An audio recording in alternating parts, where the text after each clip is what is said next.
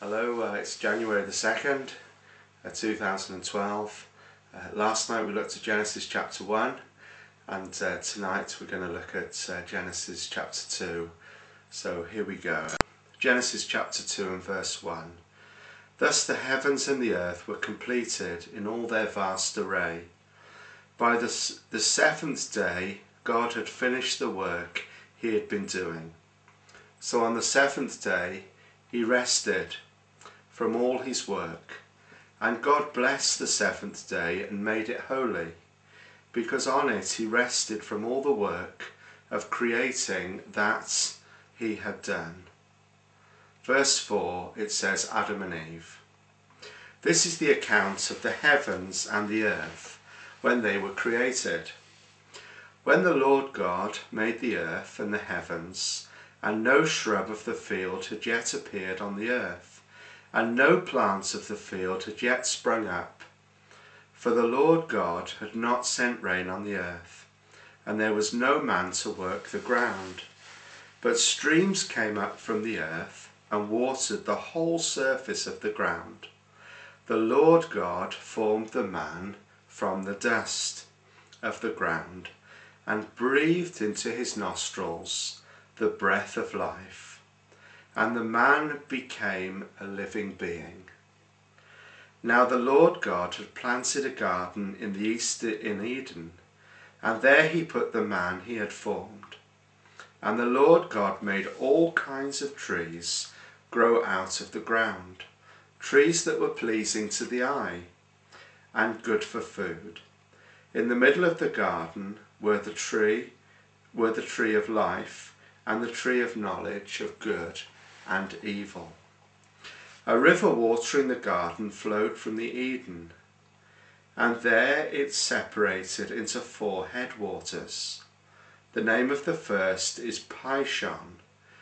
It winds through the entire land of Havilah, where there is gold. The gold of that land is good. Aromatic resin and onyx are also there. The name of the second river is Gihon. It winds through the entire land of Cush. The name of the third river is the Tigris. It runs along the east of the Asher. And the fourth river is the Euphrates. The Lord God took the man and put him in the Garden of Eden to work it and take care of it. And the Lord God commanded the man, "You are free to eat from any tree in the garden, but you must not eat from the tree of the knowledge of good and evil, for when you eat of it, you will surely die." The Lord God said, "It is not good for the man to be alone. I will make a helper suitable for him." Now the Lord God had formed out of the ground all the beasts of the field and all the birds of the air. He brought them to the man to see what he would name them. And whatever the man called each living creature, that was its name. So the man gave names to all the livestock, the birds of the air, and all the beasts of the field. And for Adam no suitable helper was found. So the Lord God caused the man to fall into a deep sleep. And while he was sleeping, he took one of the man's ribs and closed up the place with flesh.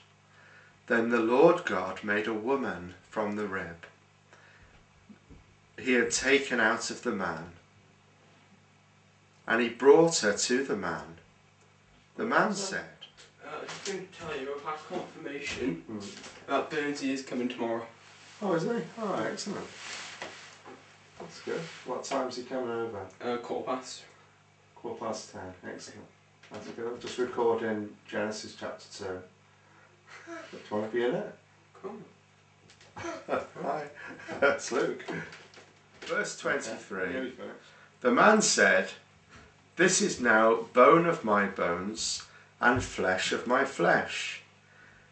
She shall be called woman, for she was taken out of man. For this reason a man will leave his father and mother and be united to his wife, and they will become one flesh. The man and his wife were both naked, and they felt no shame. That's the end of Genesis chapter 2. Rather interesting here that we see that on the seventh day, God rested. He created all things in 6 days, and on the seventh day he rested. And in verse 3, that seventh day he made holy. And we believe as Christians that that particular seventh day is a day where we should rest, we should think, reflect, go to church, spend time with other Christians, and just take that day a little differently and perhaps more quietly than any other days. We see in verse 7 that God formed the man from the dust of the earth, and he breathed into his nostrils the breath of life. It's just lovely to think that the power and awesomeness of God created human life out of dust, breathed into it, and he became a living being. Later on we see the woman created in verse 22 from the rib of the man.